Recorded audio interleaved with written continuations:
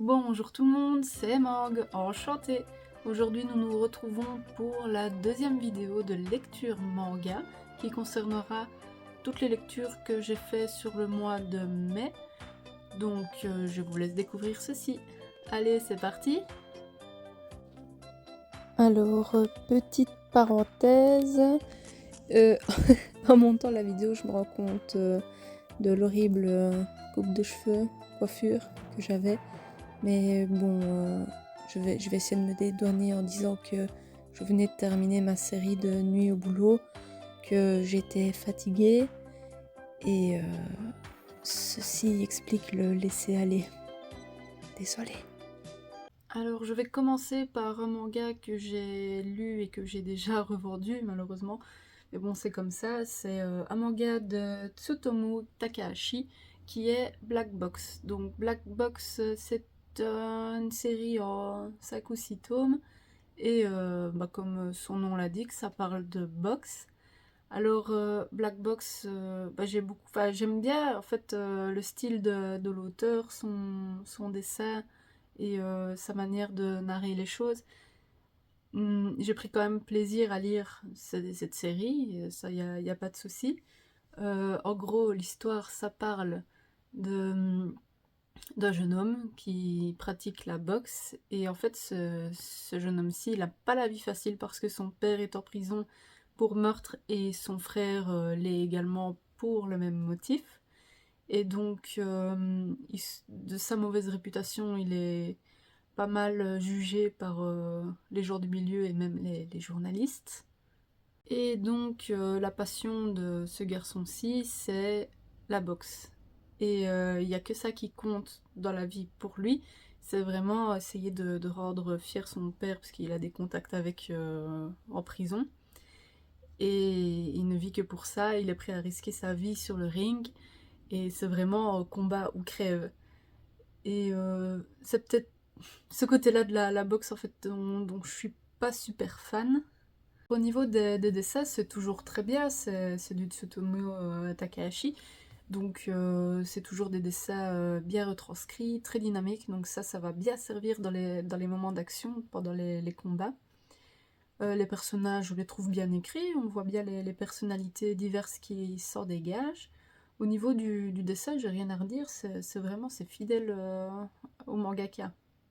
Donc comme j'ai dit, il y aura des moments de combat, donc il y aura pratiquement que ça, même s'il y a deux, trois moments où c'est un petit peu plus calme quand même. Après, pourquoi est-ce que j'ai vendu le manga? C'est tout simplement parce que je sais que je vais pas forcément le relire, celui-là. Je suis contente de l'avoir découvert.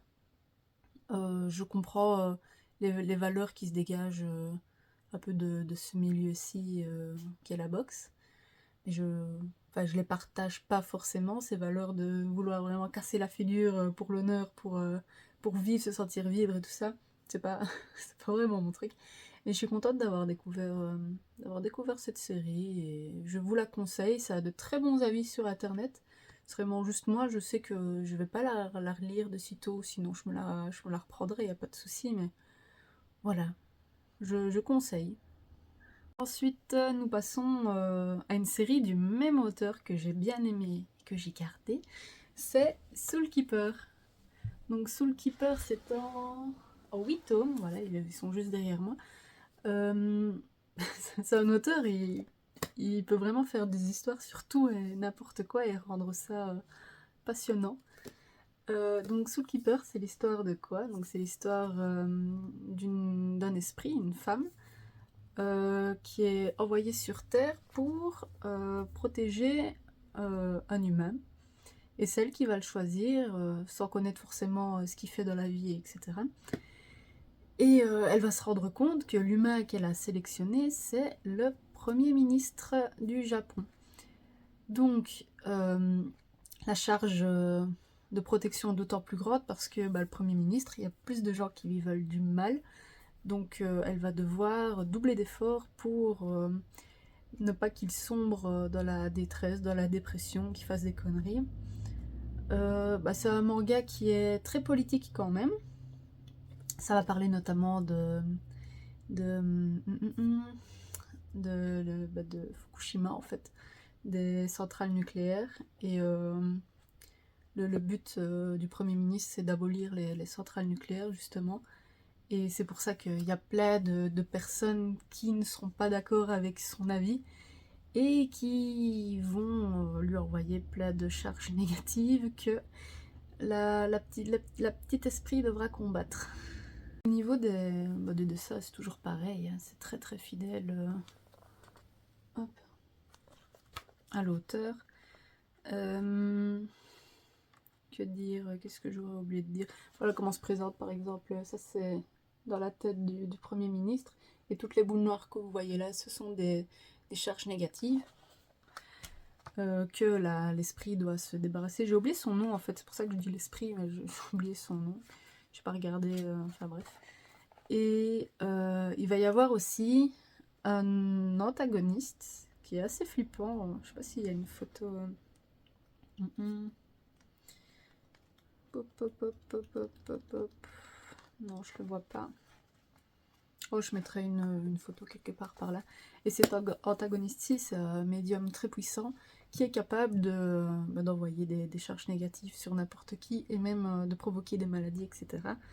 Et tout au long de ces 8 tomes, on va essayer de comprendre un peu pourquoi cette personne-ci veut du mal à l'esprit et au Premier ministre. Et je vous laisserai découvrir, je vais pas en dire plus, parce que je crois que j'ai assez parlé. Et donc, allez-y, foncez. Ensuite, j'ai continué une série qui est hop, Miruko-chan Slice of Horror. J'aime toujours aussi bien.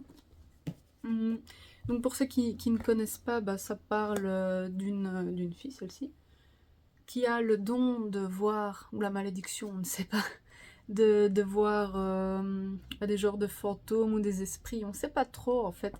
Mais ces esprits, à chaque fois, ils sont dégueulasses. Par exemple... Voilà, là, elle est en train de cuisiner. Et à côté d'elle, il y a un esprit dégueulasse qui cuisine. C'est un petit peu gore, hein, mais bon. Et donc, cette fille-ci, son but, c'est de faire en sorte que les esprits ne se rendent pas... L'esprit ou le fantôme, je sais pas. Que ces choses-là ne se rendent pas compte qu'elle est capable de les voir. Parce que personne autour d'elle ne les voit, sauf elle. Et elle a remarqué que ces créatures, quand elles se rendent compte que quelqu'un peut les apercevoir, elles sont un peu plus agressives. Donc elle va faire en sorte de tout faire pour les ignorer, même s'il y a des situations qui sont vraiment très compliquées. Au début de cette série-ci, il n'y avait pas énormément de réponses, c'était plutôt comme des slice of life, mais version horreur, donc des petites histoires, des petites situations par rapport au fait qu'elle voit les esprits et qu'elle doit faire en sorte de ne pas les voir. Et là, dans les tomes 5 et 6, il y a quand même quelques petites réponses qui sont apportées, ou quelques pistes, mais ça avance très lentement quand même, hein. C'est pas, on nous balance pas toute la vérité comme ça, on nous apporte vraiment deux, trois petites choses au fil des tomes, et je suis sûre qu'il y a encore plein de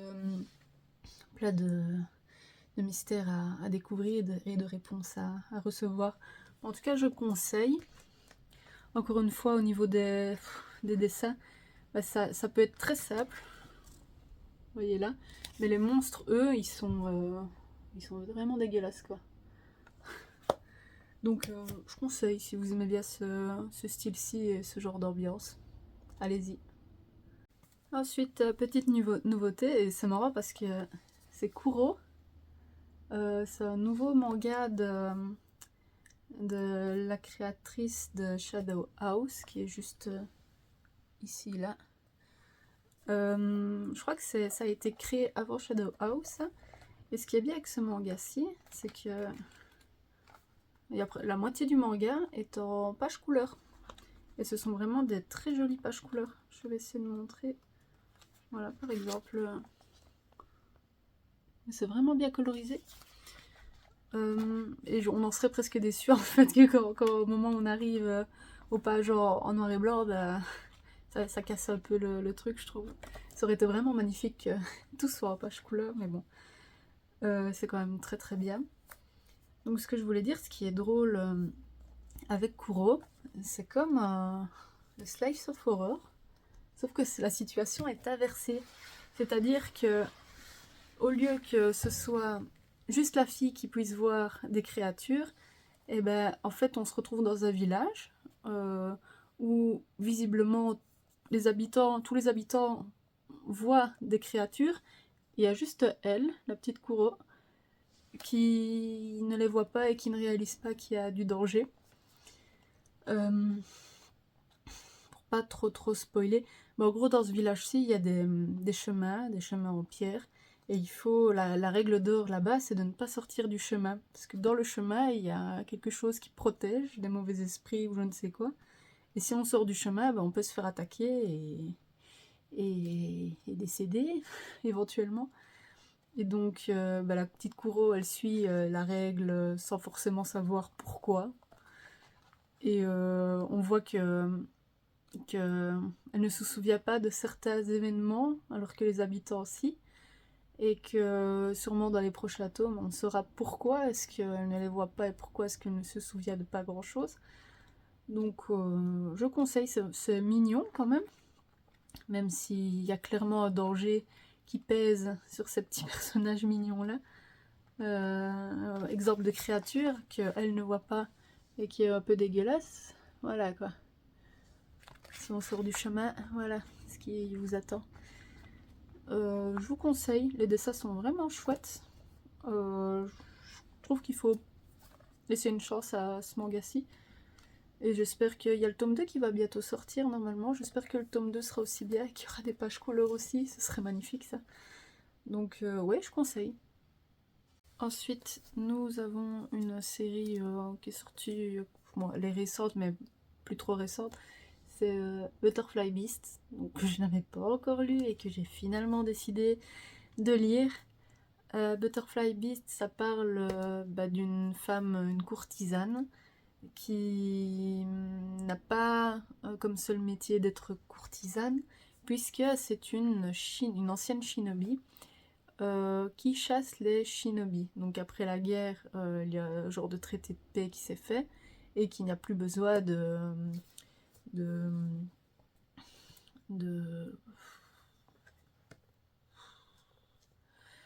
Les mots qui partent comme ça de la tête, c'est vraiment pénible, franchement. Donc elle chasse les shinobi qui continuent leur fait d'armes, c'est-à-dire qui saccagent les villages, qui tuent des gens, qui volent, voilà, qui continuent leurs méfaits, alors qu'avant ils étaient protégés par le shogun, si je me souviens bien. Maintenant, ils n'ont plus le droit de rien faire, quoi. Enfin, normalement, ils doivent vivre en paix. Mais il y en a qui ne veulent continuer leur vie d'avant.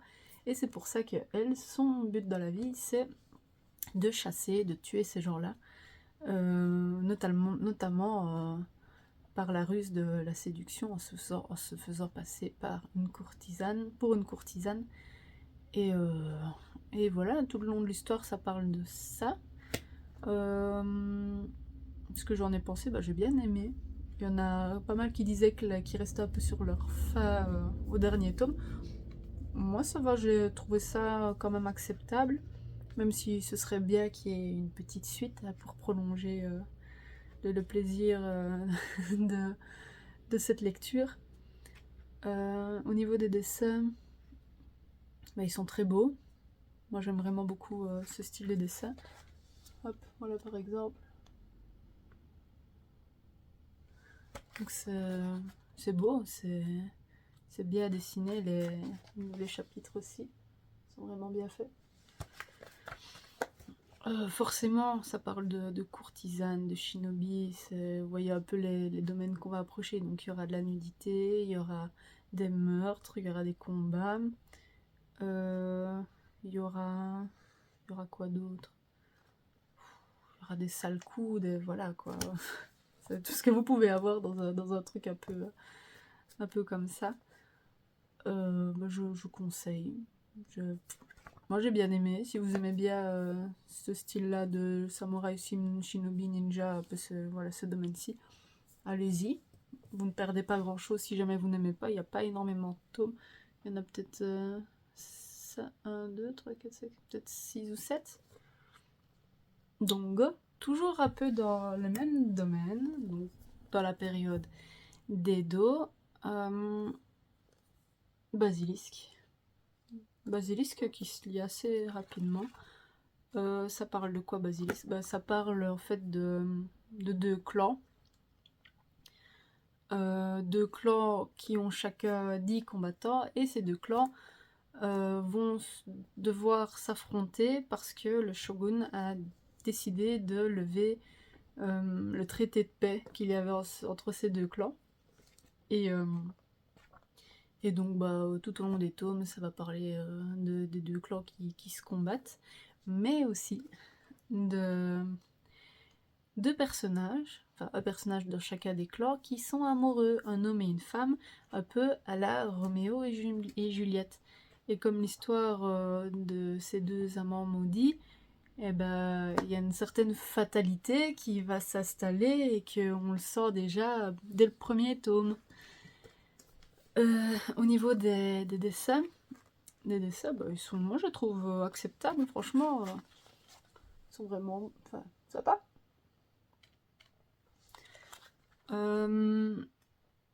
Donc les dessins sont bien, les moments de combat sont bien dessinés également. Par contre, il faut savoir que les combattants ont chacun un pouvoir, donc c'est surnaturel, c'est pas très, c'est pas la réalité. Donc il y en a un par exemple, il n'a pas d'eau, donc il est élastique. Il y en a un autre, il s'est créé qu'on appelle des trous noirs, du coup il sait faire imploser des parties de corps des personnes. C'est assez gore, hein, j'ai oublié de le dire, mais c'est assez sanglant et tripant. Et donc les personnages, autant il y a des personnages comme je vous ai montré qui ont des têtes tout à fait normales, puis il y a aussi des personnages, c'est le tome 1, où est-ce qu'il est? Des personnages qui sortent complètement de l'ordinaire, par exemple ceci.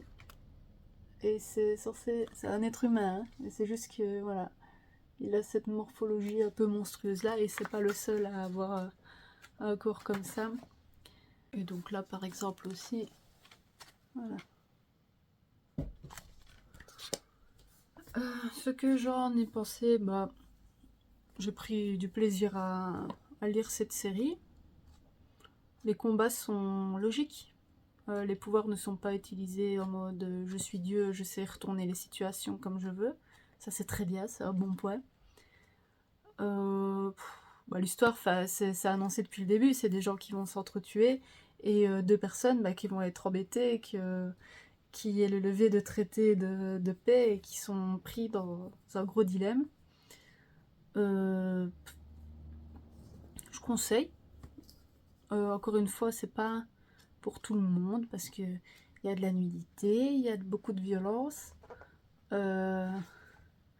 Donc c'est pas à mettre pour des tout jeunes, hein, forcément. Enfin, la plupart des trucs que je lis, c'est pas pour des tout jeunes. Mais je conseille si vous le trouvez. Moi, je l'avais trouvé sur Vinted. Je crois qu'il est encore disponible. Il faudra que je vérifie avant que je dise une bêtise. Donc, allez-y. Allez-y aussi. Pour moi, c'est une bonne lecture. Ensuite, nous avons Abara. Abara, donc de Tsutomu Nihei. C'est le créateur de Blame, là-haut. Abara, comment expliquer l'histoire? L'auteur, il a l'art de faire des scénarios un peu inexplicables. Donc on va dire, hein, en très simplifié, c'est une population qui vit dans une certaine structure, des bâtiments un peu spéciaux là-bas à la Tsutomu, quoi. Enfin, un peu comme dans Blame. Et il y a des personnes qui se transforment en créatures, de nouveau un peu mélangées entre le mecha et l'orga. Et il y a des personnes qui savent aussi se transformer et qui savent chasser ces créatures aussi. Et puis, comment expliquer? C'est compliqué, c'est super compliqué d'expliquer parce que c'est un manga qui nous perd, mais en même temps qui passionne. C'est ce que j'adore chez cet auteur, hein. Et on comprend pas grand-chose, mais l'histoire, chaque page nous tient par la main et nous pousse à rester à plus, même si on ne comprend pas forcément. Et c'est ça que je trouve vraiment bien avec cet auteur, enfin, c'est en tout cas l'effet que ça fait sur moi. C'est que malgré le fait que je ne comprenne pas tout et que je sois paumée, et ben, il continue à me donner l'envie de poursuivre l'histoire. Par exemple, si je trouve une belle page pour montrer, peut-être pas celle-là, c'est un peu gore aussi, mais ça passe encore. Ouais, voilà, par exemple ça. Hop. Voilà, ce genre de créatures qui vont se combattre entre elles. Voilà. Moi je conseille, si vous avez bien aimé Blame, moi j'ai trouvé ça un petit peu moins bien que Blame, mais Blame en même temps c'est beaucoup plus long et ça a été plus travaillé que Abara. Mais Abara, si vous aimez l'auteur, moi je trouve que ça devrait faire partie quand même de toute Mangatech confondue, des personnes qui aiment l'auteur. Et ouais, je vous conseille de le prendre. En plus, il est pas super cher pour sa taille. À ce prix-là, vous avez plus petit chez d'autres éditeurs. Donc, moi, j'ai envie de dire, allez-y. Il y a Bioméga en plus qui est sorti, qui coûte pas cher non plus du tout comparé au format et à la qualité. C'est une aubaine pour ceux qui aiment Tsutomu.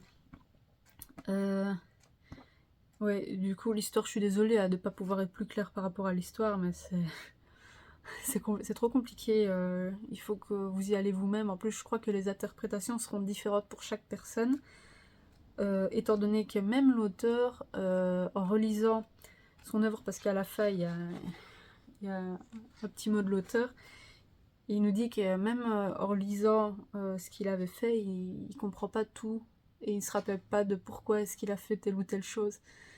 Donc même lui, en fait, il est un peu paumé par rapport à son œuvre. Donc c'est normal que ce soit pas bien compris, mais je trouve que ce mec-là, il fait des chefs-d'œuvre et il faut s'y intéresser. Voilà. J'avais lu aussi, j'ai commencé un grand classique, mais que j'avais pas encore commencé, l'Attaque des Titans. Mais ça, je ferai un avis quand j'aurai tout lu. Parce que j'ai envie de faire un avis quand la série sera terminée, tout simplement. Et bien voilà, c'est déjà terminé. Je vous remercie d'avoir regardé cette vidéo. Et nous nous retrouverons sûrement pour soit la dernière partie de la Mangatech, soit l'achat manga qui devrait arriver. J'attends mon colis depuis des lustres, mais bon, c'est le jeu. Voilà. Donc je vous dis encore merci, à bientôt, et surtout bonne lecture. Salut!